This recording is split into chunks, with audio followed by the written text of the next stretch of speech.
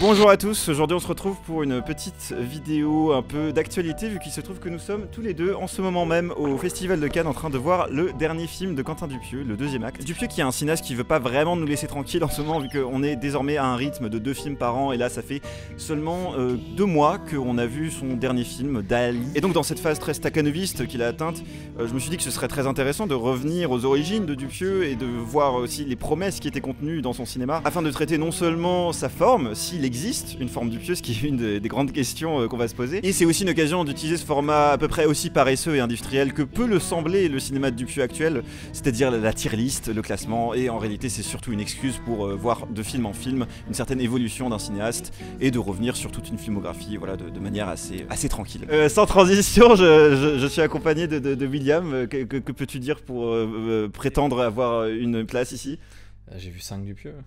Ok, Voilà. je trouve qu'il n'y a que moi qui ai vu les premiers Dupieux entre nous deux, donc ça va être un peu solo pour l'instant, mais voilà. Mais je le soutiens fort.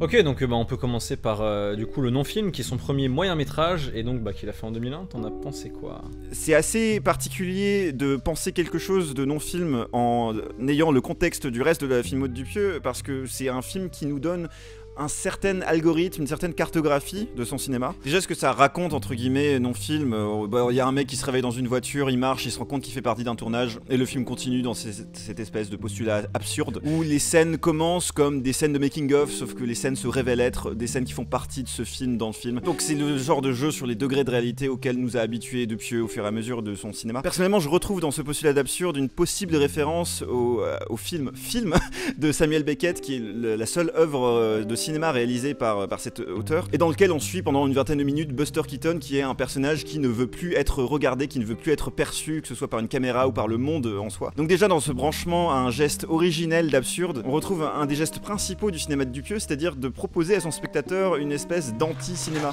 Enfin bon, tu sais, le cinéma, tout ça, c'est bien, ça fait rêver. Mais en réalité, c'est quand même mieux de vivre que de regarder des films.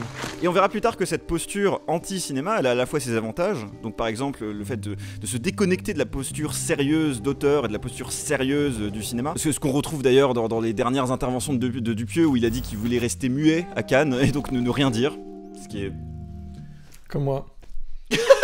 Oui. Donc déjà ne rien dire mais aussi faire perdre le moins de temps possible à son spectateur parce que là on est face à un film court de Dupieux mais les films longs de Dupieux font à peine 30 minutes de plus, donc bon. Mais cette posture là de dérision elle a évidemment plein de désavantages qu'on verra plus tard, notamment le manque de volonté ou peut-être le manque de capacité à créer une grande forme. Et c'est ça qui est le plus intéressant quand on regarde non-film, c'est que c'est finalement le seul Dupieux qui possède un véritable dispositif formel tout du long. Comme vous le voyez dans les images du film, on est vraiment sur de la prise sur le vif avec d'ailleurs de très longues prises à la main à la caméra 16 mm. En fait c'est comme si on regardait un flux de making of d'un matériau originel qui sera donc éternellement absent. Ce qui participe de l'absurde, c'est ces images qui viennent en fait de nulle part et qui aussi, même en termes de décor, ont l'air d'être tournées un peu nulle part. Là au début du film on est dans des espèces de ruines avec des palmiers, on sait pas trop où on est. Et à partir du moment dans le film où un des acteurs tue accidentellement la moitié de l'équipe du film, on commence à glisser dans le désert, il n'y a plus de caméra, les gens tournent des scènes sans caméra, sans rien, c'est un film muet, aveugle, dans le désert, dans un espace vide, donc on retrouve déjà ce glissement qu'on verra dans le reste de la filmographie de Dupieux, surtout au début et surtout dans sa carrière plus américaine, un glissement vers le désert, un glissement vers le vide, vers le rien, vers le nulle part. Et on voit là du coup la première manifestation d'un autre aspect très important du cinéma de Dupieux, c'est-à-dire sa complète gratuité. En fait, moi, je préférerais être dans une scène. Vas-y, fais un truc. Ouais.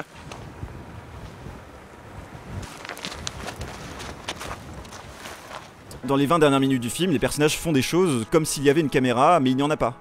Et ça rejoindra plus tard l'impression que les tournages de Dupieux sont avant tout des vacances hors du travail habituel du cinéma pour des célébrités qu'il emploie. Un refus du cinéma comme un travail ou comme une occupation. Du coup, non-film éclaircit vraiment cette distance que creuse déjà Dupieux entre lui-même et le cinéma. Parce que ce qu'on voit devant la caméra 16 mm du film, c'est des rails de travelling, c'est des caméras professionnelles, c'est de la captation sonore, c'est une équipe de films qui travaille. Mais donc ces lignes droites, ces lignes professionnelles, ces lignes conventionnelles du cinéma, elles sont mises en parallèle avec les lignes courbées et tournées en dérision par la prise sur le vif du non-film. Ce film qui advient à partir de n'importe quoi et à partir de nulle part. Est-ce qu'il y aura un film ?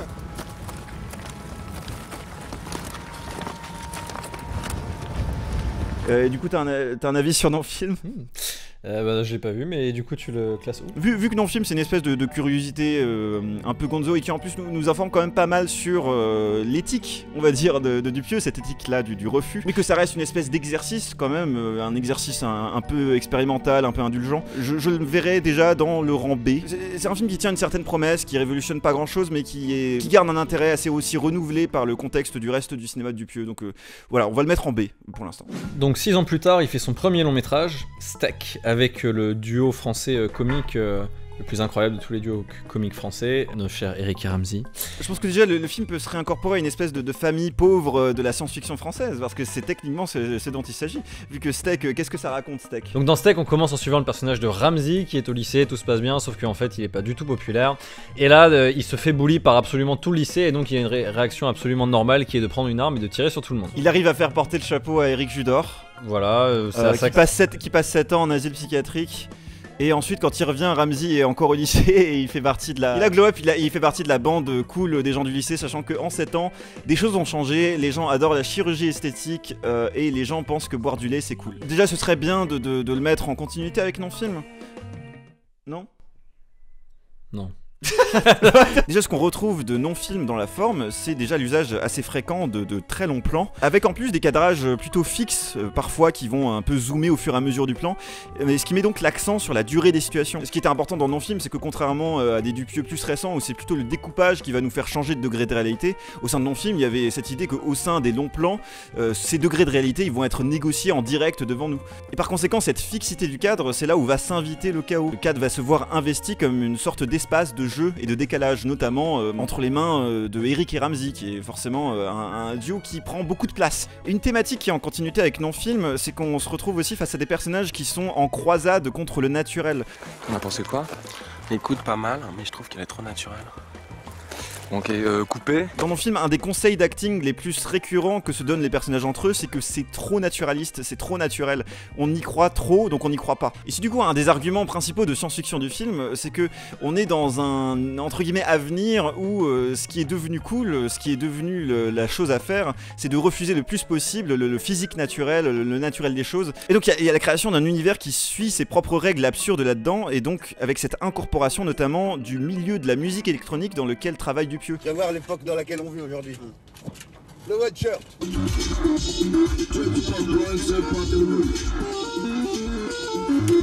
Alors ? C'est-à-dire que dans le film, il aura composé spécifiquement des musiques qui sont plus électroniques qu'électroniques, qui ressemblent plus à rien.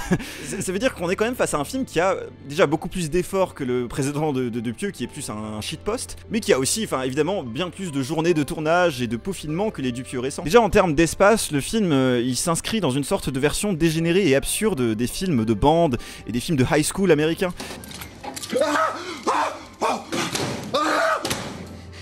On pense un peu à La Fureur de vivre avec James Dean, qui est un film qui nous pose cette espèce de grande violence performative de la jeunesse américaine, de la jeunesse masculine. Et on pense aussi plus généralement à la teenage comédie américaine de ces années-là, des années 2000. Aussi avec un petit soupçon d'Orange Mécanique, vu qu'il y a cette idée un peu des délinquants rebelles qui boivent du lait, donc cette espèce de déconnexion un peu surréaliste. Du coup tout ça, ça nous indique quand même un autre élément très important de la cartographie de Dupieux, surtout en début de carrière, c'est-à-dire qu'il s'inscrit dans une imagerie et un rapport très américanisé à l'espace. Ce qui a vu d'ailleurs un des changements les plus appréciables de sa phase récente, c'est-à-dire qu'on est quand même dans un espace beaucoup plus localisé, beaucoup plus français, la France bien sûr. Dans le film, l'absurde va consister à dénormaliser, à exagérer ou à déplacer des terrains codifiés, donc notamment ces terrains de la comédie américaine. Par exemple, tout ce qui concerne la coolitude dans le film est tellement éloigné de nos conceptions que ça crée une drôlerie. L'exemple le plus parlant de ça, c'est que le sport inventé dans le film, c'est clairement une sorte d'extrémisation des règles déjà un peu abstraites du baseball.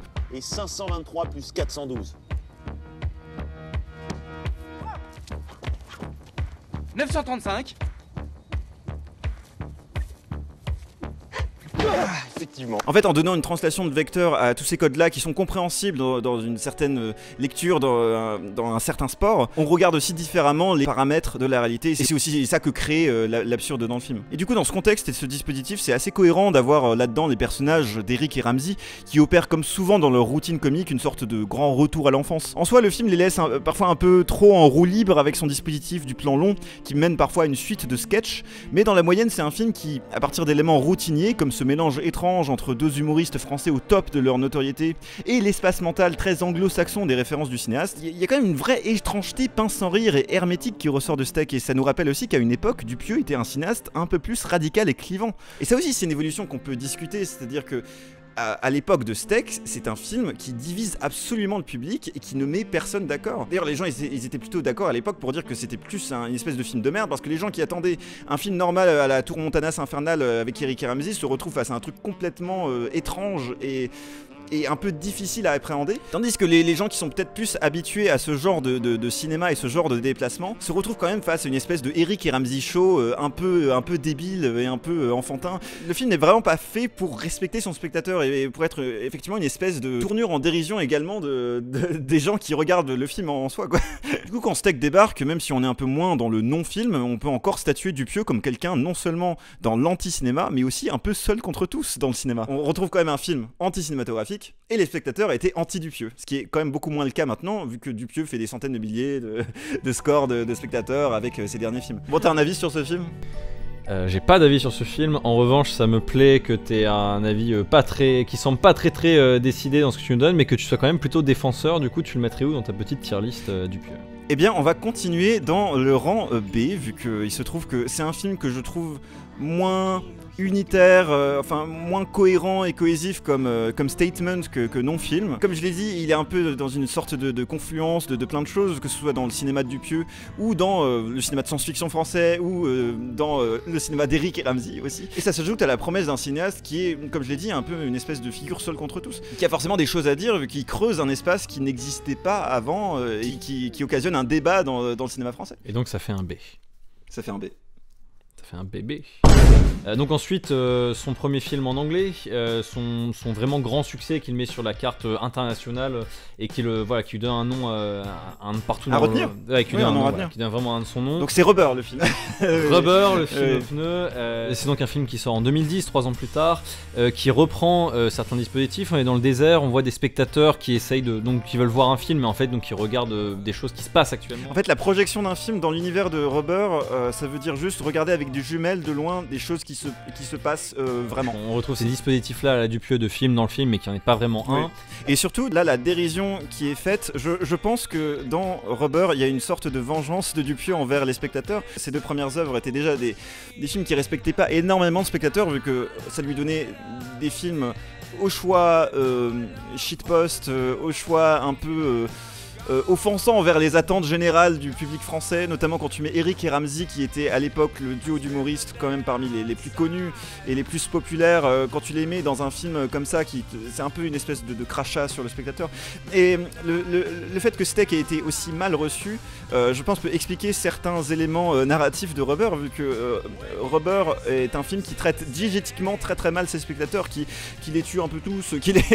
Donc on est encore une fois dans une posture un peu à l'offensive. Ce qui continue de forger un peu la promesse du Dupieux, quelqu'un qui se poste à la fois comme une sorte de grand destructeur du cinéma et de ce qu'on en attend narrativement, thématiquement, formellement, mais aussi comme quelqu'un qui ne vient pas les mains vides. Et là pour le coup Rubber, c'est une espèce de jeu aussi sur le film d'horreur, qui continue de prouver que l'espace occupé dans le cerveau de cinéaste de Dupieux est encore une fois un espace extrêmement américain. Une reprise de concepts un peu à la mort moelle-neu qu'on pourrait retrouver dans du cinéma d'exploitation des années 70-80. Et même la présence du désert dans le cinéma d'horreur américain peut nous faire rejoindre quand même la colline à des yeux de Wes Craven, une espèce de retour à la violence originelle américaine, tout ça, sauf que évidemment le désert chez Dupieux c'est plus encore une fois cet espace vide, cet espace de l'absurde, où en fait tout ce qui advient de manière ex nihilo, sans raison. Rubber et non-film sont deux sortes de manifestes de ce que Dupieux a appelé le no reason, c'est-à-dire cette façon que le film se manifeste de rien, de nulle part, le film n'existe nulle part, il advient comme ça, comme une sorte de vacances, de l'esprit de vacances, du besoin de sens et du besoin de travail ou du besoin formel du cinéma. Bref, tout ça pour dire que Rubber c'est vraiment pas très bien. J'ai une question, c'est aussi c'est aussi un film vraiment court, 1h25. Est-ce que c'est déjà un acte de paresse, c'est justement un manque de respect du spectateur et une vengeance, ou au contraire, est-ce que c'est une forme d'expression artistique ? Non, pour moi, les durées courtes de Dupieux, c'est l'intersection entre sa gratuité et sa dérision. En fait, le côté shitpost du cinéma de Dupieux mène au fait que ces 1h20 soient remplis un peu de vide et de rien, c'est-à-dire que Rubber c'est quand même un film relativement ennuyeux, ce qui est quand même une volonté très très claire du cinéaste de dégonfler un peu toutes les attentes du film d'horreur. Je veux dire, là, le tueur est un pneu qui a une espèce de libido de pneu, donc une libido qui n'a pas vraiment de sens ou de rapport à l'humain. Dans cette gratuité-là, il y a aussi une sorte de miséricorde. Il se trouve que Dupieux n'a jamais volé plus d'1h34 du temps d'un spectateur international, d'un spectateur... Merci. Ouais. Merci à lui. Ok, bon, t'as l'air moins séduit par Rubber, du coup tu le mets où dans la tier list? Ouais. Bah, en fait, vu que Rubber, c'est un film qui commence à statuer un peu effectivement une recette Dupieux, même si là il fait une variation en allant dans le terrain du film d'horreur après le terrain du film de science-fiction entre guillemets, ou plutôt de la comédie, de la teenage comédie américaine, et le terrain plus du film expérimental à la Samuel Beckett avec non-film.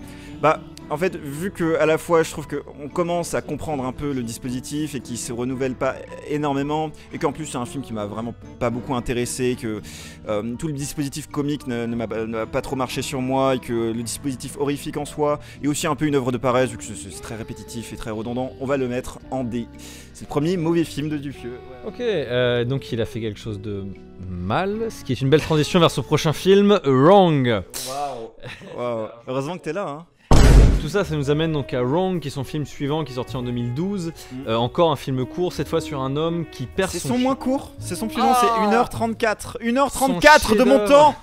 Tu te rends compte? Wrong, qui est donc sur un homme qui vit dans ce qui semble être une banlieue américaine. Il a une vie pas très très cool, et il finit par perdre son chien, qui était un peu la meilleure chose et la seule vraiment bonne chose de... On se demande un peu ce qui se passe entre lui et son chien d'ailleurs pendant tout le film, mais bref. Ça rejoint quelque chose qui est assez important chez Dupieux. Et ce qui construit, c'est pas non seulement le rapport à la normalité au cinéma, mais c'est aussi le rapport à la normalité en général. Et un des aspects de normalité qui apparaît le plus dans Wrong, c'est justement le rapport au travail, à la famille, à la vie amoureuse et tout ça. Surtout que dans Wrong, il y a toute une intrigue secondaire par rapport à une femme avec une plastique assez de mannequin qui va séduire le personnage principal et qui va se retrouver dans le lit avec le personnage d'Éric Judor. Bon, le film est un peu... Du coup, en fait, dans Wrong, il y aurait quasi aussi un refus aussi de la vie avec les femmes, parce qu'on va voir que le rapport de Dupieux avec les femmes est quand même un peu particulier, j'ai l'impression, et qu'en fait il faudrait peut-être mieux vivre avec son chien, quoi. Mais bref, avec ce troisième long métrage, on voit aussi se préciser bien sûr la formule Dupieux de plus en plus, c'est-à-dire qu'encore une fois on est dans un film qui, comme Steak, comme Rubber, va complètement prendre au premier degré le monde malgré son fonctionnement complètement absurde. C'est-à-dire que Wrong, c'est le premier film où on commence à comparer un peu plus Dupieux avec Lynch, parce qu'il y a vraiment ce rapport à l'intranquillité qui est de plus en plus travaillé à partir de Wrong. Mais en fait, ce qui diffère complètement de Lynch, c'est que le monde de Lynch a quand même plus un rapport à un fonctionnement abstrait et onirique, alors que le monde qui est développé dans Wrong a vraiment une espèce de cohérence interne complète du début à la fin. C'est-à-dire qu'on comprend parfaitement comment les choses se sont tramées. Il y a juste quelques éléments un peu de mystère et de trouble et un peu d'onirisme ici et là. Et ce qui donne au film cette cohérence interne, c'est que Dupieux dessine plusieurs lignes directrices et plusieurs leitmotivs qu'on peut réunir généralement autour justement de cette idée du confort et de l'inconfort. Par exemple, il y a toute cette intrigue secondaire autour du travail du personnage, où en fait on comprend que le personnage a été viré il y a 3 mois de son travail, mais il continue d'y venir dans ses bureaux où il pleut constamment. On ne sait pas trop pourquoi, mais c'est juste comme ça. Et du coup, voilà, malgré ces aspects de surréalisme, contrairement à Lynch, les liens logiques entre les lignes directrices surréalistes, elles sont plutôt concrétisées. Le film est très cohérent en soi. Et là, on est encore face quand même à un Dupieux où je reste un peu circonspect, et je pense que ce qui m'empêche de complètement rentrer dans le délire, c'est la forme. Parce qu'on commence à perdre en signature avec cette photographie très vilaine, très plate, quasi pornographique dans sa facture, et cette présence plus appuyée de la musique, parfois malvenue, alors que dans les premiers Dupieux, il y avait ce côté plus vide avec beaucoup d'espace. C'est-à-dire que Non-Film, c'est un film entier sans musique. Steak, il y avait cette idée de la musique diégétique qui était bien plus importante, et aussi beaucoup de temps de silence, de plans très longs et tout ça. Et là, il y a à la fois l'idée que la forme Dupieux, elle se rend un peu plus conventionnelle, mais aussi beaucoup plus repoussante. En fait, dans les éléments d'inquiétante étrangeté qui sont développés dans le film, je peux comprendre un peu cette image plate, surexposée, éclairée comme un porno, comme une volonté de mise en scène. C'est-à-dire que plus l'image est plate, plus ce qui s'y trame sera étrange et détonnant. C'est un peu le même dispositif que les cadres très fixes de Steak. Et à propos d'espace, il y a aussi le désert qui revient ici comme cette idée d'une échappée vers le rien, vers le nulle part, parce qu'il y a aussi cette intrigue secondaire avec le voisin du personnage qui décide juste d'aller dans le désert, d'aller jusqu'aux confins du monde et de continuer à rouler, ce qui est vraiment une sorte d'éthos du rapport de Dupieux à la réalité. Aller jusqu'à la fin du réel et continuer de rouler et de y faire son habitation. Trouver quelque chose à faire dans ce vide de l'existence. Et je pense que ce qui intéresse Dupieux aussi dans les images américaines, hein, ce qui rejoint le désert, c'est justement ces perspectives plates, dégonflées comme un pneu. Cette aliénation de la solitude, du travail et de la vie sexuelle et familiale, qui je pense n'intéresse pas beaucoup Dupieux. Notamment le rapport aux corps féminins, qui sont souvent des corps assez canoniques, comme je l'ai dit. Même dans Rubber, le male gaze un peu du pneu, c'est un pneu gaze. Donc en fait, c'est un gaze qui n'a plus vraiment de rapport avec rien, quoi, qui n'a pas de rapport avec une vraie libido. mais bon. Mais bref, ce qui m'empêche aussi de complètement aimer Wrong, c'est qu'on commence à voir un gros désavantage qu'il y avait déjà dans Rubber, c'est qu'en fait dans sa période américaine, il y a un gros souci d'incarnation. Là, c'est plutôt cool d'avoir des gueules un peu impayables et des seconds couteaux dans les acteurs américains qui l'emploient. Voilà, tout ça c'est sympathique à voir, mais il y a aussi, comme dans Rubber, l'utilisation d'une actrice avec voilà, cette plastique de mannequin. Enfin, il est plus intéressé par les corps masculins dans leur bizarrerie que par les corps féminins qui seront jamais vraiment dans la même bizarrerie très Dupieux, quoi. Et aussi, c'est peut-être une façon de tourner en dérision une certaine logique pornographique qui verrait dans le cinéma conventionnel et dans ses corps conventionnels. C'est un peu ce que Bruno Dumont faisait avec Léa Seydoux dans France, c'est que ce qui l'intéresse avec Léa Seydoux, c'est justement de la tourner à contre-emploi, de prendre cette femme qui est justement dans les standards d'actrice et de physique, et justement de la comparer à la réalité, de montrer qu'elle ne fait pas du tout partie de la réalité de Bruno Dumont. Bruno Dumont que j'arrête pas de caser dans mes vidéos complètement gratos, mais bon. Ok, donc on sent que t'es de moins en moins convaincu, celui-là, voilà. Oui, même si je pense que dans la cohérence qu'il construit, c'est quand même un film qui se fout un peu moins de la gueule du spectateur que Rubber. Il y a vraiment quelque chose à dire, j'ai l'impression, alors que Rubber c'est plus... voilà, il a quelque chose à dire, mais je sens qu'il t'a moins convaincu. Est-ce que tu vas le mettre en dessous de Rubber dans ta tier list? Ah non, c'est au-dessus, c'est plus intéressant, et on voit que justement il va dans une trajectoire un peu plus expansive. C'est un film où justement se précise dans sa période américaine cette formule-là d'avoir une espèce d'intrigue assez cohérente dans un monde absurde où on suit plusieurs lignes directrices qui se rejoignent plus ou moins. Donc pour toutes ces raisons, je mets Wrong entre le tout début de la carrière de Dupieux et entre Rubber, je le mets dans le rang C. Voilà. Un an plus tard, il reste avec un titre un peu similaire. Il nous fait Wrong Cops, qui est un peu son pilote de série télé que je crois. Bon, tu t'es pas farci. Je me suis pas farci ça. J'ai un respect quand même pour moi-même. Donc c'est un film un poil plus court. On retourne dans ses standards, 1h22. Ouais. Voilà. Et alors c'est continuité de titre, une espèce donc de continuité, une sorte d'univers étendu un peu aussi, parce qu'il y a un seul plan où on revoit le personnage de Wrong avec son chien. Bon, c'est une sorte de clin d'œil, mais que dire de Wrong Cops? C'est vraiment très très nul.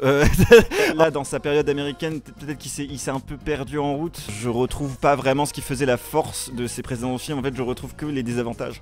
Bon, déjà, cette fois-ci, si on devait dire quelque chose de gentil, cette fois-ci, la photographie très très moche du film, c'est vraiment hideux. Elle sied, je trouve, mieux au projet de Wrong Cops, notamment parce qu'on y retrouve une forme beaucoup plus hasardeuse et trashy, avec ses zooms et ses arrêts sur image, notamment, qui font très sketch YouTube. Enfin, le côté trashy est pour le coup beaucoup plus cohérent, alors que dans Wrong il y avait un côté quand même un peu plus artsy qui était poussé. Bref, c'est assez cohérent donc avec un film où Dupieux plonge le plus dans un aspect vulgose et bas de plafond, avec ce mélange d'une imagerie défragmentée, là aussi très anti-cinématographique car plus proche d'internet comme je l'ai dit, et le découpage qui est aussi fait de petits effets de style un peu vulgose, quoi. On peut même peut-être y déceler quelque chose de similaire à ce qu'un cinéaste comme Harmony Korine fait souvent, comme espèce de foutage de gueule un peu. Enfin, Harmony Korine, il y a un de ses films les plus foutage de gueule, c'est Trash Humpers, où en fait on suit juste des espèces de clodos qui s'amusent à baiser des poubelles pendant plus d'une heure. Enfin, c'est...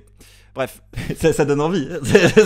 Yes Queen. Ouais. On peut penser à la Floridian Trash, dont Sean Baker fait souvent la portraiture, notamment avec une forme aussi très arbitraire et très anti-cinématographique, un peu moche exprès dans Tangerine, par exemple, qui est un film vraiment super, qui est tourné à l'iPhone avec une lentille une lentille anamorphique, donc du scope mélangé à l'iPhone. C'est dégueulasse, mais c'est super.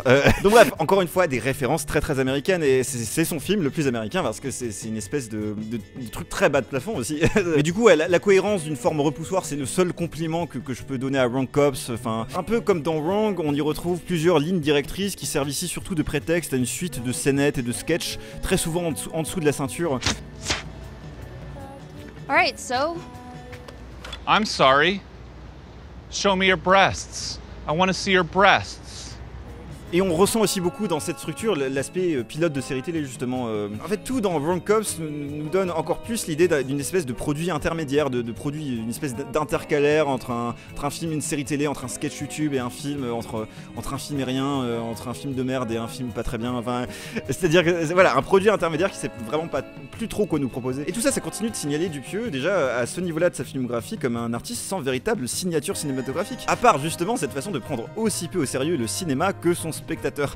Donc pour résumer, ce qui va pas avec Wrong Cops, c'est que c'est jamais tant focalisé sur la force du cinéaste, c'est-à-dire sa capacité de déplacement dans l'absurde et sa gestion de l'espace vide, mais c'est plutôt concentré tout du long sur le pire de son cinéma, notamment anglophone, c'est-à-dire de très laborieux dialogues assez mal écrits, mal déclamés et souvent mal incarnés. Ok, donc maintenant vient le moment de le placer dans ta tier list et je crois que ouais, malheureusement... ça va en F, ça va en F, en sachant qu'évidemment j'utilise aussi la tier list comme un truc relatif. Enfin, c'est le pire de Dupieux. Après, il y a quelques éléments qui sont ok à voir. Il y a des situations qui sont relativement drôles et parfois bien trouvées. Le truc, c'est que cette condensation très malencontreuse du pire de Dupieux, elle sape toute potentielle bonne expérience qu'on pourrait y trouver. Et bref, je pense que ça fait aussi partie de la blague de proposer rien de probant au spectateur. On dirait que le film est un peu une espèce de tax write-off, de blagues, de shitpost encore, mais là vrai, c'est vraiment pas intéressant quoi. Donc voilà, F est une bonne lettre pour ça.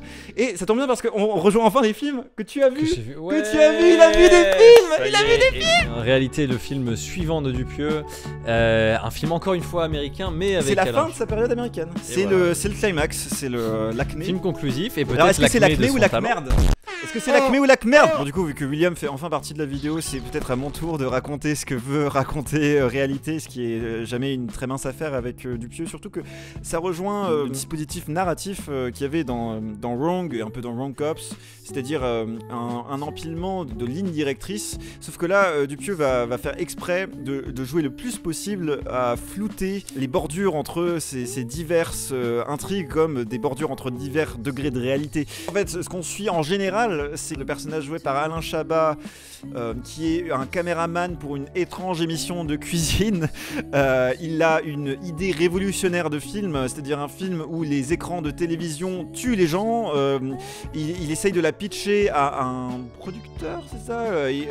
On imagine que le film il se passe autour de Los Angeles, donc c'est un peu plus localisé que les autres films, c'est-à-dire qu'on est un peu moins dans le désert, mais on est un peu plus dans le non-lieu qui est Los Angeles en soi, parce que c'est un lieu de rêve, un lieu de cauchemar plus qu'un lieu réel, enfin en tout cas dans un imaginaire français notamment. Los Angeles est une espèce de très lointaine chimère de la création cinématographique, de l'industrie du cinéma. Et qu'est-ce qui se passe ensuite? Je sais même plus trop. Enfin, on se rend compte qu'on est sur différents niveaux de réalité avec plusieurs histoires qui se croisent. C'est un film un peu choral. Oui, à la fois des niveaux de rêve, mais aussi des niveaux de film. En fait, il y a une espèce d'égalité qui est faite entre l'accessibilité des niveaux de film et des réalités entre eux, mais aussi des niveaux de réalité de film et de rêve, parce que les personnages ont des rêves qui sont eux-mêmes connectés à des films qui sont existants dans la diégèse. Donc en fait, je pense que c'est le plus haut niveau d'accumulation de couches de diégèse qu'aura fait Dupieux. Pour moi d'ailleurs, l'expérience du film que j'en ai eu était un peu obombrée par le fait que, ayant vu tous les autres Dupieux, déjà je commençais à connaître bien la formule et à être un peu fatigué par la formule, même si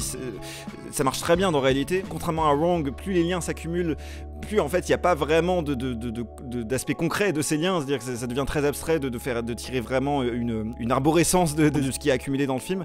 Tout ça pour dire que c'est quelque chose qui fait beaucoup dans Dali, et même si c'est le plus abouti dans réalité, ça vient aussi un peu au désavantage de son cinéma, c'est un peu à sa répétition aussi, qui commence à enlever l'effet de nouveauté et l'effet de trouble dans le réel. Ce qui est marrant justement, c'est que moi donc j'arrive à ce film après avoir vu les films récents où il y a quand même vraiment peu d'efforts qui sont mis sur le tournage, et j'ai eu l'impression inverse où j'ai été vraiment impressionné par les efforts qu'il a fournis dans les changements de décor, c'est-à-dire que c'est un film qui fonctionne beaucoup par cycle, et on revient dans beaucoup de lieux où en fait il déplace les personnages, il déplace le décor, il déplace un peu l'intrigue, et c'est un niveau d'effort que j'avais pas vu avant, et donc j'ai été positivement impressionné par le film.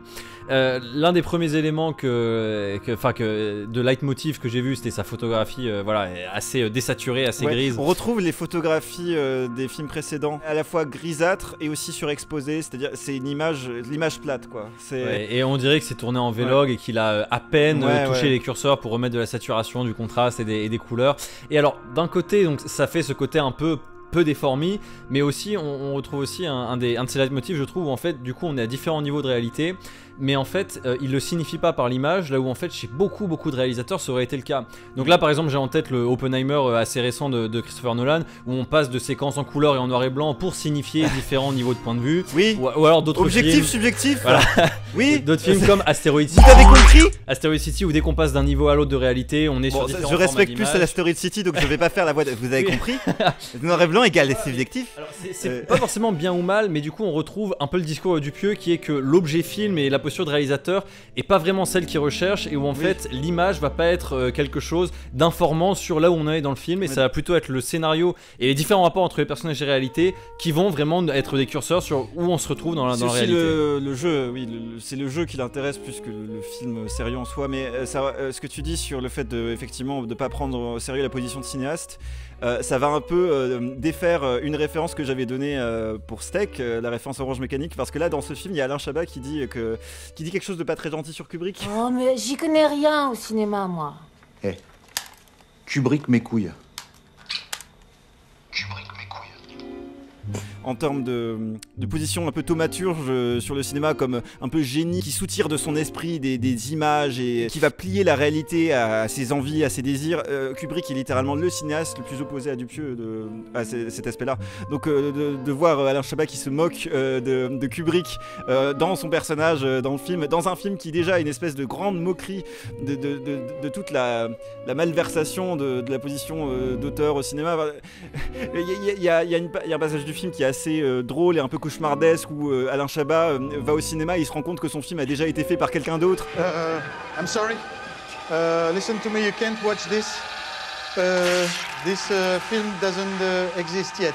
I'm the director, it's my film, I just finished the script and you can't watch it now. Bon, clairement, cette dérision de la position d'auteur, c'est un peu le climax de ça, dans ce film, très clairement. J'ai l'impression qu'il prend du recul par rapport au fait qu'il soit un réalisateur en train de faire un film et à tout le sérieux qui va avec ça, en me disant, bah en fait l'histoire que je vous raconte c'est celle d'un projet qui est en train d'être fait, en mettant comme relais de lui-même Alain Chabat, mais aussi tout dans le film et tend vers, on est en train de réaliser quelque chose et c'est pas quelque chose d'abouti. Je pense que pour Dupieux, il y a un parti pris processuel aussi, c'est que le processus du film est déjà en soi quelque chose qui a une valeur. Le simple principe de faire un film pour aucune raison, pour no reason, est en soi quelque chose qui est un produit, qui est un matériau intéressant. Et pour finir sur quelques points de contentieux, l'apparition tout aussi cauchemardesque de Michel Hazanavicius qui remet en rêve un Oscar à Alain Chabat pointe à nouveau un paradoxe qui se confirmera chez Dupieux, c'est-à-dire cette double nature qui est à la fois de se poser à contre-courant du cinéma, et comme on le verra dans le deuxième acte, à contre-courant de l'époque, mais d'être également un parangon complètement inscrit dans l'industrie. En gros, d'être à la fois le paria sale gosse et le mec populaire. Tout ça va se confirmer par la suite avec plusieurs gros succès publics qui vont faire de Dupieux une caution financière, toujours entouré des plus grandes stars du cinéma français et représenté dans les plus grands festivals internationaux. Il met très en avant le fait qu'il tourne ses films un peu à la va-vite, que justement il respecte pas tant que ça le médium cinéma, que sa posture réalisateur, qu'en fait il fait des films pas sérieux, vraiment voilà pour te prendre le moins de temps possible, mais en fait il le fait avec des films qui sont diffusés partout en France, qui font beaucoup d'entrées, avec des stars. Donc en fait, est-ce qu'il aurait la même posture des Invols s'il était vraiment un mec un peu beaucoup plus obscur? La posture du Dupieux qui est partie au départ comme une vraie posture offensive, quand même une posture qui ne mettait pas beaucoup de monde d'accord avec Steak, on a vu que c'était un truc mais détestable même à l'époque. Mais en fait on est passé de ça à du coup une phase d'après où c'est devenu un intérêt économique en fait. Le côté aussi de pas utiliser l'image pour différencier les degrés de réalité, à cette époque là on pouvait peut-être rapprocher ce cinéaste là d'un cinéaste comme Hong Sang-soo qui est aussi un cinéaste très anti-cinématographique, qui filme ses films avec une photo dégueulasse et tout ça, mais j'ai l'impression qu'Hong Sang-soo a quand même beaucoup plus de choses à dire que Dupieux qui du coup est rentré de plus en plus dans une phase plus de cohésion avec l'industrie du cinéma français. Mais un dernier truc avant de rentrer réalité dans la notation, c'est que je pense que c'est intéressant aussi comme film de l'entre-deux, film de la fin de la période américaine, vu que c'est le film de cette période qui mélange le plus acteurs français, acteurs américains, dialogue en français, dialogue en anglais, et ce mélange là je trouve que ça donne quelque chose de plus intéressant que ce qui se passait dans les films d'avant. Je trouve que ça donne justement du recul, un contre-champ à la prosodie anglophone un peu étrange qu'on avait dans les films de Dupieux. Je trouve que ça crée aussi l'idée d'étrangeté et l'idée d'être un peu un intrus. Et enfin, ce sens de la distinction, il n'est pas seulement langagier plagié ou national, mais il est également à nouveau genré, vu qu'on commence à comprendre que dans le monde de Dupieux, il y a aussi un des intérêts antisexuels pour la connexion entre les hommes et les femmes, les uns étant souvent des freaks, incorrects, trashy, et les autres rentrant à nouveau dans des plastiques canoniques conjointes au premier dans des mariages insupportables. Et du coup, dans mes phrases, comme dans les films de Dupieux, ça fait des liaisons dangereuses. Bon, c'est pas ma tier list, donc mon avis importe peu, je peux le mettre où je veux. Je lui mettrai un B très solide pour une raison simple, qui est que pour moi, effectivement, j'ai pas vu une grosse partie, mais c'est le Dupieux clairement le plus abouti et le plus cohérent. Je le mets en B, voilà. Et toi, puis, du coup je suis d'accord que c'est le film le plus abouti de Dupieux, peut-être même de tout Dupieux, c'est très possible. Et en fait, vu que j'y suis un peu moins attaché qu'à Non-Film, parce que pour moi, Non-Film a quand même une espèce de grande distinction, notamment formelle, je vais le mettre au-dessus de Non-Film, comme pour l'instant le meilleur film de Dupieux. On va dire que c'est une espèce d'ex-aequo en B. Et c'est là où on se rend compte déjà que les rangs A et S sont se sentent un peu seuls. Ou peut-être qu'il sera dépassé par Au Poste, qui était donc son film suivant. Donc le film est sorti en 2018. On arrive dans sa phase où vraiment il commence à les enchaîner. Après, réalité, justement, il se décompresse beaucoup. Il part sur quelque chose de beaucoup plus minimal. Là, on est sur un interrogatoire entre un commissaire et un témoin slash suspect slash voilà, et les deux interprétés par Benoît Poelvoorde et Grégoire Ludig du Palmachot. J'aime pas trop le Palmachot. J'aime beaucoup le Palmachot. Bah après, je sais pas ce que t'en penses, mais je trouve que ce film il marque une grosse coupure avec ce qui se passait avant chez Dupieux. Bon, il y a le retour évident en France, on est sur des durées beaucoup plus courtes et on sent qu'en fait il met beaucoup moins de moyens. On est dans des lieux quasiment unitaires, quand on n'est pas dans beaucoup de lieux.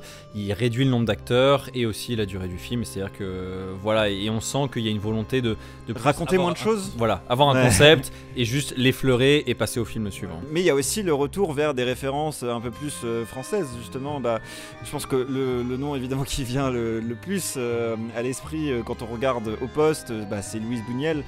Notamment par rapport au charme discret de la bourgeoisie. Une espèce d'intercalage entre un peu du théâtre à la vaudeville, du burlesque et de l'absurde, où là aussi il y a un jeu sur les degrés de réalité, sur des degrés de rêve, sur des changements de registre, de genre et tout ça. Enfin, déjà il y a le côté que en réduisant drastiquement son nombre d'espaces ludiques, son nombre de lignes directrices, son nombre de couches, avec une structure d'1h11, vu qu'il a une seule ligne directrice et que en gros c'est surtout le jeu sur du coup le changement de registre de cette unique ligne directrice de l'interrogatoire, on est donc face à un film qui je trouve a un rythme assez laborieux. Il y a à la fois un aspect déjà vu, un aspect un peu trop minimal pour moi et aussi un aspect quand même charmant de ce côté très entre le sketch et la pièce de théâtre. Dans cet aspect un peu plus agréable, il y a aussi la photo qui de mémoire est quand même un peu plus travaillée, il y a des belles couleurs, il y a beaucoup de choses, donc il veut quand même nous faire passer relativement un bon moment. Il est beaucoup moins dans une photo repoussante, dans une photo plate, surexposée, et on rentre dans un autre défaut finalement, c'est que c'est une photo uniforme, une photo standard. Donc la question qu'on peut poser déjà Au Poste en vue de tout ce qui va suivre, c'est est-ce que finalement cette période ce serait pas un peu Dupieux qui devient une sorte de produit aussi. L'aspect de produit, c'est aussi l'aspect de répétition, l'aspect d'accessibilité, l'aspect de un peu arrondir les coins et de se rendre vraiment commercialisable. Donc voilà, avec tout ça, où est-ce qu'on met, parce qu'Au Poste on a beaucoup fait peser Au Poste sur une espèce de martyr de tout le reste. Moi personnellement, voilà, dans la tier list du Dupieux, je le mets quand même un petit peu haut, je pense que je le mettrais en C, et toi je sais pas où. Un bas C, un C-, voilà, un C-. Alors ce qui nous amène à son film suivant, Le Dain, qu'on a vu ensemble tous les deux au cinéma. Non, on l'a pas vu ensemble, j'ai vu avec ma mère. Du coup, qui par certains aspects crée une continuité avec le film précédent et puis qui rompt dans certaines choses. Je tiens à dire qu'on a croisé il y a quelques jours Jean Dujardin dans une ruelle déserte à Bruxelles. Et il avait un style de malade. Il avait un style de malade. T'as vu le style de malade? Ah oui, d'accord. Ouais. Tu comprends là? Laisse tomber. Ouais. Pauvre type. Allez, dégage. Ouais, salut. Le Dain, c'est quoi? C'est un personnage qui achète un blouson andin, qui en tombe follement amoureux, qui croit que ça l'élève au-dessus de tout le monde, qui chope une tête mégalo, genre absolument phénoménale, et qui donc va avoir un seul objectif, c'est s'habiller intégralement andin pour avoir le plus beau style de la Terre. Et justement, en fait, ce postulat de base, Dupieux le pousse dans des terrains inattendus, et c'est ça qui rend aussi Le Dain comme étant une œuvre, à la fois aussi une œuvre quand même assez petite, tout de même, mais aussi une œuvre assez mémorable et charmante. C'est qu'on a l'impression qu'il va au bout de son concept. Mais les gens qui n'ont pas envie d'être filmés, C'est quoi comme métier exactement? Ça s'appelle faire un film. Le film réussit dans son humour, les blagues passent très bien. Jean Dujardin dans ce côté très sérieux, Oui. mais dans un personnage qui se prend au sérieux, mais qu'en fait qui l'est pas du tout, qui est très ridicule. Ouais. C'est dans ses codes et ça passe vraiment bien. Je pense que là, on retrouve quelque chose qu'on avait dans Steak, où en fait, il utilise complètement l'image à laquelle on s'attend des gens très connus qui prend, et il les emploie à la fois dans leur jeu complet, et lui, il a une espèce de déplacement par rapport à eux. Genre dans Steak, Eric et Ramsey font leur Eric et Ramsey show, là, complètement, mais le film est complètement en déplacement par rapport à comment ce sketch-là est utilisé. Et là, pareillement, Jean Dujardin est complètement en full serious business, en premier degré complet, et c'est plutôt la façon dont le film va avoir un regard sur lui qui va déplacer Jean Dujardin. C'est pas Jean Dujardin qui va devoir se déplacer, c'est le film qui Voilà, le disloque un peu. Voilà, avec tout ça, je pense qu'on peut le mettre dans B. Il réussit visuellement, il est réussi dans ses blagues, dans ce qu'il nous raconte, et il mène son concept jusqu'au bout. Voilà. C'est vraiment. Bon, je vais mettre juste en dessous de non-film. Je pense que c'est faire. Et ça nous amène à un autre Dupieux que j'ai pas vu, c'est Mandibule. Voilà, il y a un petit argument fantastique dans le film là, c'est que c'est ces deux débiles qui trouvent une mouche géante, et ils décident que ça peut en faire une espèce d'avenir pécunier pour eux. Avenir pécuniaire, ouais, c'est connard. Je tiens à dire que pour le coup c'est un de mes Dupieux préférés, mais c'est comme beaucoup en fait de cette phase là de Dupieux, il y a clairement le côté à prendre ou à laisser, c'est-à-dire que je comprends parfaitement que ce soit pour d'autres personnes le pire Dupieux, absolument, parce que c'est un film qui marche beaucoup si on se connecte complètement à justement la déconnexion des personnages. Je crois qu'elle est bien là. Bah c'est une mouche, hein, elle est bien partout. C'est le film qui montre le plus d'idiotie de la part des personnages, alors que quand même on avait Eric et Ramsey il y a quelques temps quand même, donc bon quand même. Vous faites le plein, monsieur? Je sais pas. Non. Taureau. En fait, les deux personnages principaux, ils sont à un niveau de débilité qui est même pas existant sur Terre.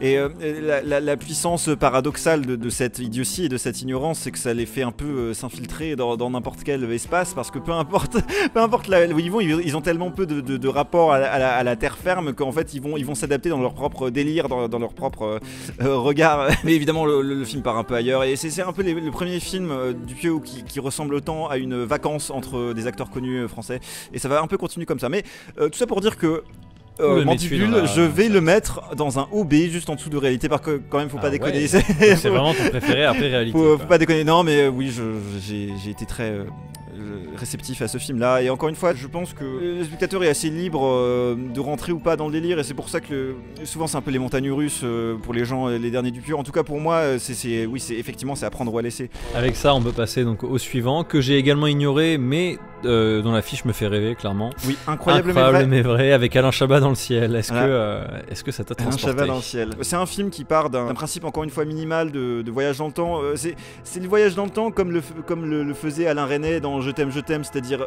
le minimum possible d'efforts mis dans la représentation en soi du voyage dans le temps, et le but c'est plutôt d'en tirer ça comme une espèce de situation initiale, et de situation à partir de laquelle se travaille quelque chose entre les personnages. Donc en gros le film jouait beaucoup sur, notamment dans les bandes annonces, sur la révélation d'éléments très surprenants.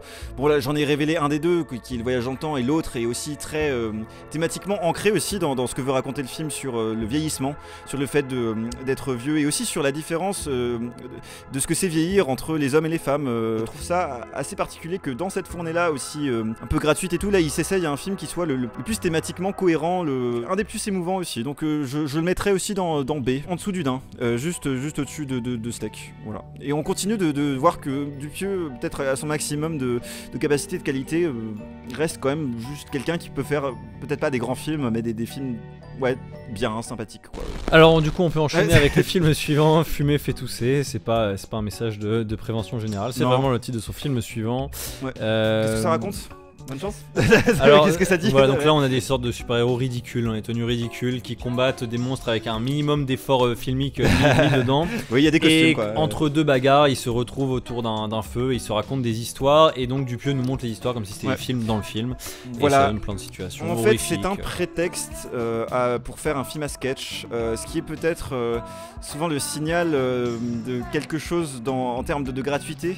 C'était un peu ce que j'avais ressenti avec The French Dispatch de Wes Anderson, où en fait Wes Anderson va à un tel niveau de gratuité dans sa forme que le film à sketch c'est un peu ce qui répond le plus, c'est-à-dire juste quelque chose qui englobe juste des petites idées de court-métrage qu'il avait, qu'il arrive à peu près à mettre ensemble dans ce dispositif de vacances. Conceptuellement, l'intérêt est très limité parce que des personnages qui se racontent des histoires, il le fait pas d'une manière particulièrement originale. Et puis même dans ce qui est montré dans les histoires, c'est des histoires complètement absurdes à chaque fois où en fait le plaisir est un plaisir instantané de voir à l'image des corps se faire démembrer, des gens se faire agresser, mais en fait il n'y a pas plus loin que ça. Et ça fait que c'est pour le coup c'est le premier Dupieux que j'ai vu en me disant qu'il y avait vraiment un taux d'efformie qui était extrêmement minimal. C'est minimal, ouais.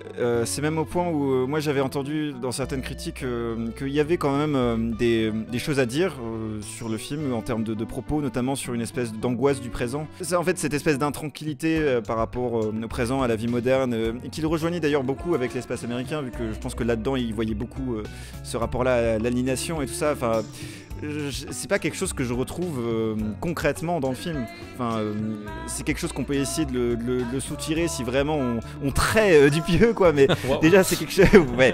Déjà c'est quelque chose que même, enfin, Dupieux serait pas d'accord avec cette façon de traire ses films. Il serait plus d'accord avec l'idée de les prendre comme effectivement des petits plaisirs, des petites croquettes pour chiens, quoi. Il y a une condensation, encore une fois, assez malheureuse de plusieurs choses qui me déplaisent dans le cinéma en général de Dupieux, c'est-à-dire que une fois qu'on a compris la structure et l'idée principale du sketch, ce que font la plupart des sketchs dans le film, c'est juste les pousser un peu plus loin et continuer et répéter le même timing comique. C'est là où on voit ce que je disais par rapport à Mandibule, c'est que quand l'humour du Dupieux ne nous répond pas du tout, l'expérience est complètement ratée et puis on est complètement laissé à distance. Bon, j'étais un peu méchant avec le film, on a été un peu méchant. Moi je l'ai vraiment pas trop aimé, je le mettrais en D, je sais pas toi. Je le mettrais en D aussi, quand même au-dessus de Rubber, parce qu'il y a quelques idées assez intéressantes, et puis il y a quand même une ambiance relativement conviviale, et en fait on sent qu'il est chez lui, alors que Rubber il y avait un peu quand même moins cette sensation-là. Donc voilà. On peut enchaîner avec un gros Dupieux, pas par l'ambition, puisque voilà, le film reste court, tourné dans un lieu rapidement, mais par le succès plutôt, puisque c'est un film qui a fait pas mal parler de lui. Yannick avec Raphaël Quenard qui a le vent en poupe en ce moment, et ce film y a quand même contribué, qui nous dépeint donc l'histoire d'une pièce de théâtre qui est en train d'être jouée dans un théâtre parisien. Un peu médiocre, avec un amant dans le placard. C'est ça, et puis en fait il y a un spectateur qui se lève au milieu de la pièce, qui commence à crier, enfin qui s'insurge en disant que la pièce est nulle, qu'en fait il s'ennuie, qu'il est venu là pour être diverti, et qu'ils ont un devoir de le divertir, et que s'ils n'y répondent pas, voilà, il a le droit d'interrompre la pièce et de mettre en branle autre chose, parce que quand même il a mis du temps et de l'argent pour venir ça, et il le lui doit. Le mec il a pas tout son temps à dispenser. Bon, ça rejoint un peu tout ce que disait Dupieux sur le fait que le cinéma, faut pas trop qu'il nous fasse perdre du temps. Bon, je pense qu'il a aussi fait varier sa recette, et que là, je pense qu'il y a une plus grande cohérence dans cette idée que j'avais énoncée avant, qui était que avec cette phase récente française, il arrêtait de cracher sur le spectateur, il se mettait plutôt à son diapason, il lui donnait des choses plus accessibles. Plus qu'un film anti-cinéma qui va à l'encontre, c'est un film qui est plus affirmatif sur la position de spectateur. Je trouve que c'est le premier Dupieux qui invite autant de réalité, autant d'organique, et autant surtout peut-être d'horizontalité entre Dupieux et son spectateur, et une horizontalité dont il fait quelque chose. Et j'aime aussi beaucoup que le film, avec son rapport au temps, il laisse des longues plages de temps où en fait il y a toujours une indécision entre la tension et la comédie, une motion de cinéma qui est quand même déjà assez distincte et qui me fait bien plus quelque chose que les précédents Dupieux. Justement, en fait, pendant tout le film, il va se passer une espèce de rencontre assez trouble entre Yannick qui met donc en otage les spectateurs et les spectateurs du film. Il me semble que tu es beaucoup moins convaincu par ce film. Effectivement, j'étais beaucoup moins séduit par Yannick. Il laisse un peu le show entre les mains de ses acteurs. Je trouve que c'est pas forcément à leur avantage, puisque par exemple Blanche Gardin est quand même assez insupportable, je trouve, dans le film. Bon, on retrouve de nouveau ce dispositif d'une œuvre d'art est en train d'être faite pendant le film. Ça, on est en train d'être renégocié, surtout. De le signaler. Ça rejoint un non-film, parce que non-film, devant la caméra, les gens négocient sur l'œuvre qu'on est en train de voir. Ils se disent, est-ce qu'on peut faire ça ? Qu'est-ce qu'on peut faire ? Qu'est-ce qu'on peut faire pour rendre les choses intéressantes ? Et ce qui était un regard un peu surplombant dans non-film, qui était le regard de Dupieux, qui foutait un peu ses personnages dans le vide, et ces personnages, c'est comme une espèce de dieu un peu cruel qui laissait ces gars dans le désert, et ils sont comme des petits Sims en train de dire qu'est-ce qu'on fait Et Yannick, c'est la figure humaine de ça, c'est-à-dire une figure aussi trouble, une figure qui est pas unilatérale, je trouve. Ouais, mais du coup, là où en fait pour moi ça marche pas vraiment, c'est que de nouveau en fait on a un personnage auteur, puisque l'auteur c'est celui qui a autorité sur la situation, mais aussi qui crée une une œuvre d'art, donc c'est littéralement Dupieux dans son œuvre. Et en fait il nous dit regardez-moi, moi tout ce que je veux c'est essayer de faire, je suis un spectateur comme vous, j'essaie de créer des choses qui me font plaisir, que j'ai envie de voir et donc qui m'allègent un peu du poids de l'existence, et en fait je me fais descendre par l'extérieur et c'est vraiment triste et franchement voilà, ça devrait pas m'arriver. Bah je suis pas trop en accord avec ta lecture de la fin du film, vu que pour moi cette identification entre Yannick et Dupieux elle est un peu plus trouble que ça justement, et c'est ça qui m'intéresse particulièrement dans cette idée de la prise d'otage, qui rejoint ce que disait Dupieux par rapport à sa défense des courtes durées, des films un peu dérisoires, c'est qu'un film ne devrait pas être une prise d'otage. Ce qui me pose problème, c'est qu'il nous propose un cinéma dans lequel il n'y a pas de héros. D'ailleurs il joue avec ça sur les acteurs qui essayent de faire les héros et de reprendre la situation en main, mais ça n'existe pas chez lui. Mais pourtant le personnage de Raphaël Quenard a pas grand chose qu'on peut lui reprocher, c'est-à-dire que il est jamais vraiment extrême. Non mais c'est-à-dire qu'il fait un acte qui socialement est pas vraiment accepté, mais en fait dans les raisons qu'il donne, il se place surtout comme victime puisqu'il a investi énormément de choses et il fait quelque chose pour justifier un peu de la manière dont la société l'a mis à la marge et le force à un peu essayer de prendre de manière forcée le peu de plaisir qu'il peut avoir dans ce monde. Mais c'est vrai que en fait c'est ça qui est intéressant avec Yannick, c'est que c'est le premier film où on peut vraiment discuter de violence de classe, de mépris de classe,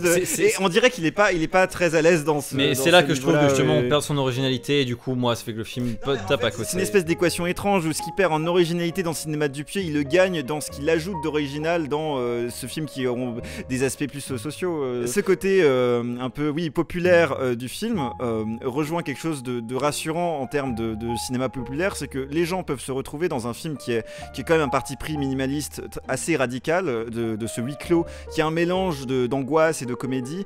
En fait moi je vois pas non plus le film comme une espèce de pactisation avec un côté très commercial, même si le résultat a été commercial, ça c'est sûr.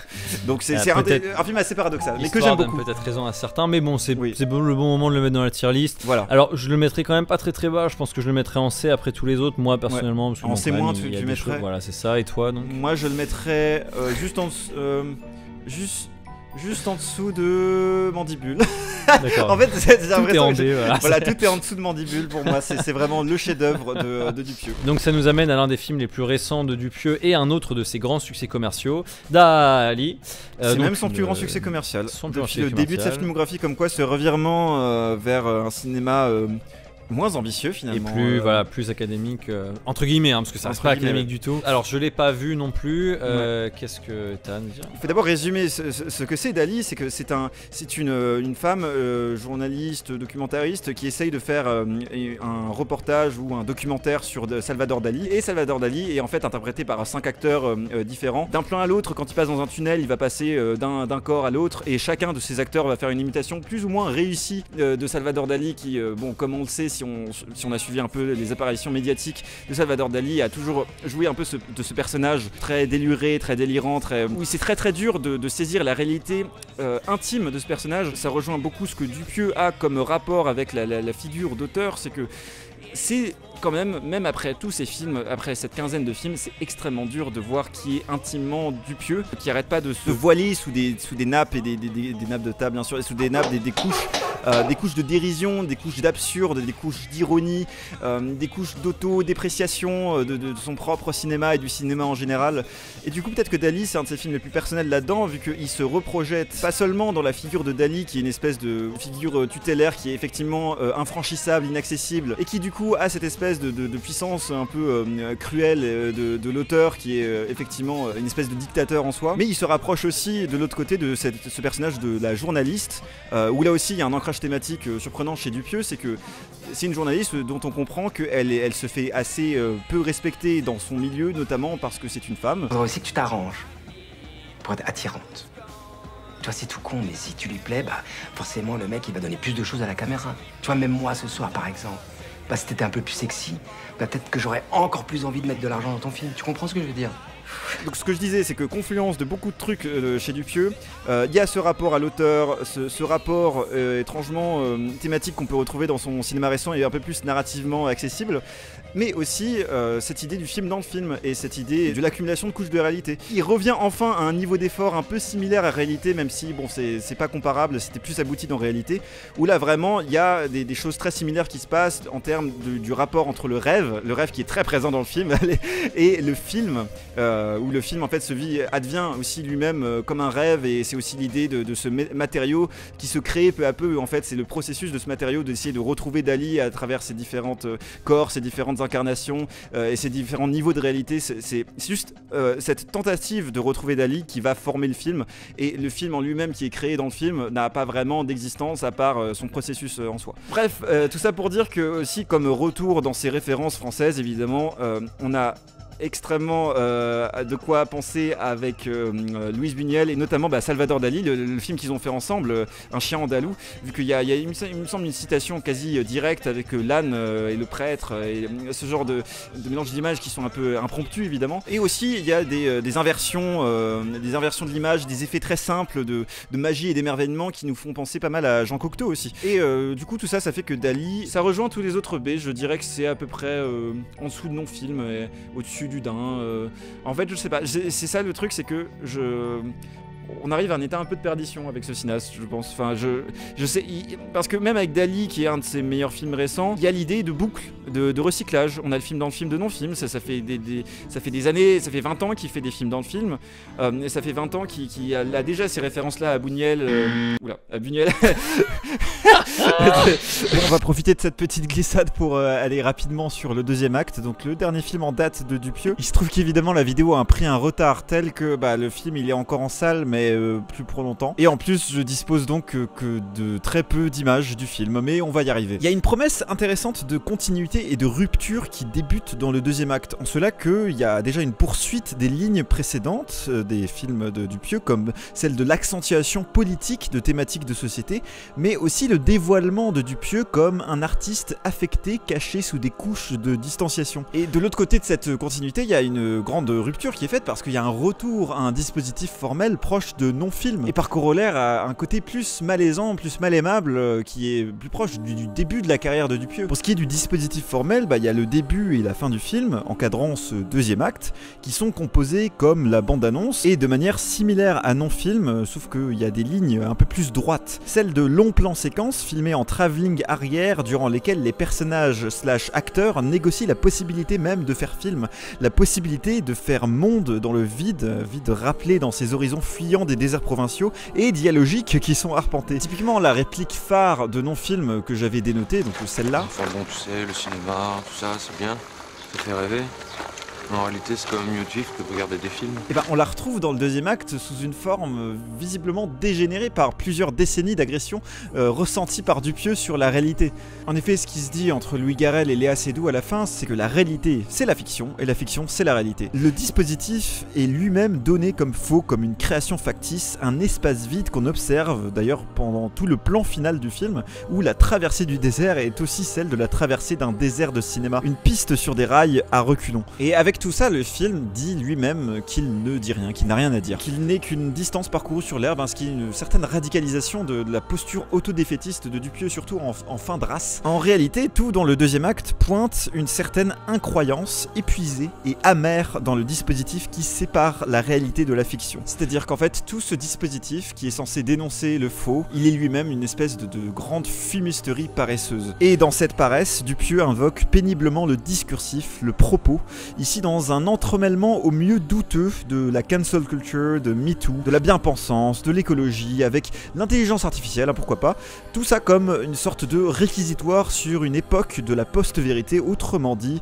sur le sillage du contemporain. Sauf que, plot twist, au-delà du dispositif populiste mais prolixe de Yannick, en fait, je pense que Dupieux semble incapable de traiter autrement que superficiellement et surtout bêtement de sujets de société. Pour ce retour à l'offensive, je trouve que le film n'est jamais vraiment offensant, parce que par paresse, il ne mord nulle part, à part dans des appendices en retard sur l'époque. Et surtout, il se repose encore une fois sur le pire de Dupieux, c'est-à-dire un dialogisme laborieux qui se mêle pour la première fois à une véritable prétention de film à thèse, que le cinéaste ne peut pas aboutir par confusion, ou par manque de moyens, par manque de matière dialogique, par manque de capacité, quoi. Contrairement à non-film, ici, le degré méta supérieur que nous offre censément finalement Dupieux, c'est simplement un film de tournage où les acteurs se détestent entre eux et eux-mêmes et sont détestés par le cinéaste, ce qui est pas vraiment renversant dans le cinéma français embourgeoisé. Enfin, c'est quand même très truffaldien, quoi, ça remonte limite à la nuit américaine, tout ça. Et puis pour le côté godardien du film, c'est comme si on passait du mépris à juste méprisant. Bon, autrement dit, Dupieux, là, il creuse une route différente, ce qui est un vrai vent de fraîcheur dans cette filmographie, mais c'est un chemin à reculons où malheureusement il n'a pas non plus grand chose à proposer. À part, bien sûr, une continuité du dévoilement émotionnel et mélancolique qu'épluchait peu à peu son retour à la production francophone. Et du coup, plus qu'un coming out politique, un coming out réactionnaire, là plutôt en l'occurrence, moi ce qui m'intéresse surtout c'est le coming out émotionnel du film, cette espèce de bave, de crachat contre toute l'époque. Mais le problème c'est que cette aigreur et cette amertume produit très clairement un des pires films de Dupieux. Une chure assez laborieuse qui aurait peut-être dû rester dans des notes de téléphone. Donc voilà, tout ça, ça va en E, que je suis désolé. Et du coup, on revient avec William pour la conclusion. Je pense que le grand problème de Dupieux, c'est qu'il s'est un peu mis dans une espèce de niche, désormais économiquement viable, une niche qui l'empêche en fait de peut-être développer la grande forme qu'il pouvait développer et dont on pouvait en voir les prémices dans Non-Film, qui est un film qui a formellement une grande radicalité, et cette radicalité on ne la retrouvera jamais vraiment. Le problème c'est qu'il se met à distance de son art et même de son médium lui-même, et ça pose la question de comment développer son propos dans un art dont la distance que tu entretiens avec est au centre de tes créations. Et là, il m'a pas mal fait penser au travail sur la forme qu'ont fait beaucoup les réalisateurs autour de la Nouvelle Vague. Par exemple, je pense évidemment à l'année dernière à Marianne Bad d'Alain Resnais, sauf que la grosse différence avec Alain Resnais, c'est qu'Alain Resnais il avait un énorme respect pour le médium qui travaillait, et justement c'était son amour du montage, du remontage qui donnait l'intérêt de ses films. Et là en fait Dupieux, il y a presque un mouvement de repoussoir avec ce qu'est le cinéma, et en fait il fait de cette espèce de mouvement contraire le cœur de son propos. Il faut pas confondre une posture artistique avec un propos, et j'ai l'impression qu'il a quelques petites choses à dire qui sont liées à sa position par rapport au cinéma et à sa place de réalisateur, mais qu'en fait ça va pas beaucoup plus loin et qu'il a pas une grande idée de comment le développer. C'est écœurant tous ces films. Là, on se demande pourquoi on en fait d'autres en fait. Non, il y a assez de films en fait. Ça sert à rien quoi. Quand je vois qu'il y a un nouveau Dupieux qui arrive, à chaque fois je suis pas excité parce qu'il peut nous Il y a un petit soupir à chaque fois, et pas de soulagement, mais c'est plus en mode ok. Un autre. Surtout que l'idée qu'un artiste dans son médium peut le questionner, c'est intéressant quand ça vient après une exploration des possibilités de ce médium, et c'est une question qui se pose dans tous les arts d'ailleurs. Et le problème c'est que je sais pas à quel point Dupieux est capable d'exploiter ce que le cinéma est capable de dire pour pouvoir ensuite le remettre en question. Et du coup, dernière question, Dupieux finalement, cinéaste paresseux, cinéaste... Il y a clairement une part de paresse. Il est en vacances. Il y a une part de complaisance dans... Il a compris qu'il avait sa posture à lui, que Dupieux dans le cinéma français c'était pas les autres, et que les gens voulaient voir du Dupieux, ils vont au cinéma pour voir la nouvelle proposition du réalisateur. Et le problème c'est qu'il s'est dit j'ai pas besoin d'aller chercher plus loin, et je pense que ça obère beaucoup ce qu'il propose. Donc il a creusé un cul-de-sac dans une tombe qui fait des virages constants, qui fait Tokyo Drift autour de la même idée un peu. Il est au lit et il arrive pas à sortir Dupieux. Ok. Abonnez-vous. Donc c'était Quentin Dupieux, c'était la tier list, et c'était un nouveau film. T'as servi à beaucoup de trucs toi. Derrière chaque grand homme il y a un homme encore plus grand. Ah non. Ah.